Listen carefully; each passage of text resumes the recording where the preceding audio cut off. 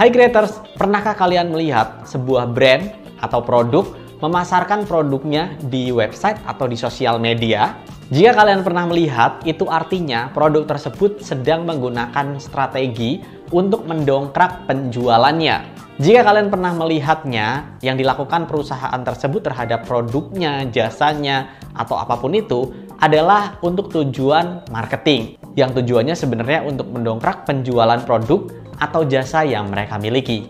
Nah, beberapa strategi juga membuat penjualan produk, jasa mereka juga itu lebih cepat dibandingkan dengan penjualan produk secara konvensional. Nah, hal tersebut biasanya kita kenal dengan digital marketing atau kita memasarkan secara digital.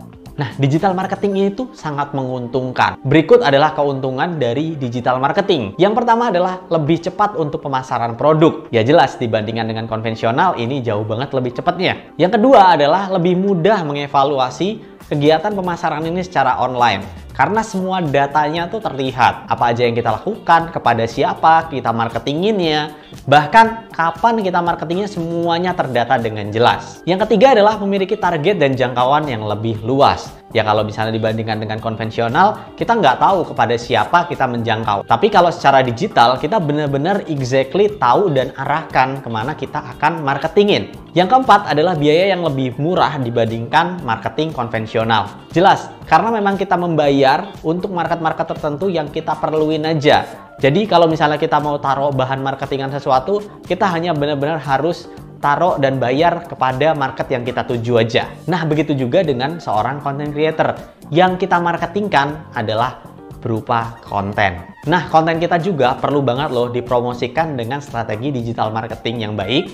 Supaya apa? Supaya kita benar-benar mencapai tujuan yang kita inginkan. Engagement dari audiens kita. Nah, kalau kita pengen naikin engagement dari audiens kita, apa sih yang harus kita lakukan? Yuk, langsung aja kita simak tips berikut ini. Pertama, persiapan resource. Jadi di sini kita siapin aja nih. Kita mau taruh bahan kita atau konten kita itu di mana? Di sosial media apa? Di website kita atau dimanapun. Resource kita harus kita siapin dulu. Oke, udah siap resource-nya, kita masuk yang kedua. Yang kedua, kita harus tentukan tujuan pemasaran dari video kita. Nah, ini tentunya kita sesuaikan dengan konten yang kita miliki. Nah, setelah kita tahu tujuan dari konten kita tadi, kita bisa langsung aja ngupload di sosial media atau di tempat di platform yang kita mau.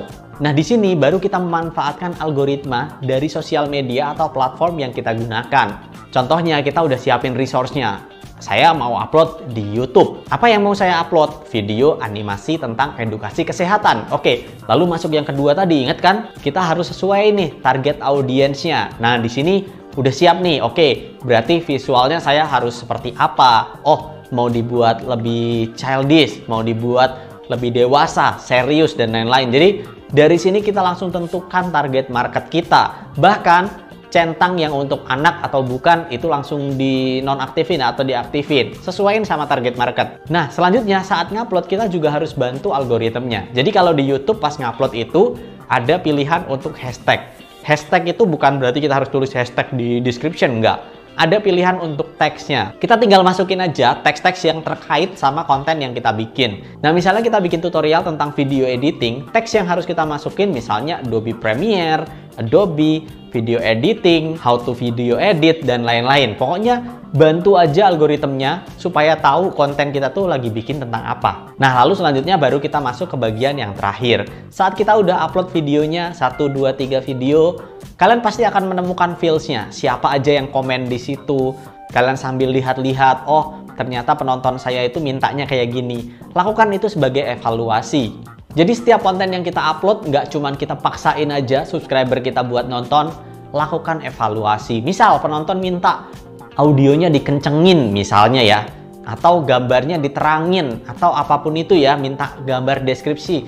Jadikan itu sebagai bahan kita untuk mengevaluasi diri. Karena dengan kita mendengarkan audiens kita, itu juga akan memperbaiki diri kita. Tapi kalau dirasa kita udah bikin tapi udah terbaik, ya udah, nggak usah dengerin. Mungkin itu request-request yang nantinya mereka akan terbiasa sama diri kita. Tapi di bagian ini ya, ingat ya, kita nggak boleh kolot. Kadang-kadang kita harus dengerin audiens kita tuh maunya apa. mereka request tentang apa. Dengerin itu dan jadiin bahan evaluasi. So, saya berharap dengan memahami strategi digital marketing yang biasanya dilakukan oleh brand terhadap produknya, kita juga bisa melakukan itu terhadap konten kita di YouTube. Mudah-mudahan ini membantu untuk kita yang pengen mengoptimalisasi konten kita melalui strategi digital marketing. Sampai bertemu di topik-topik berikutnya.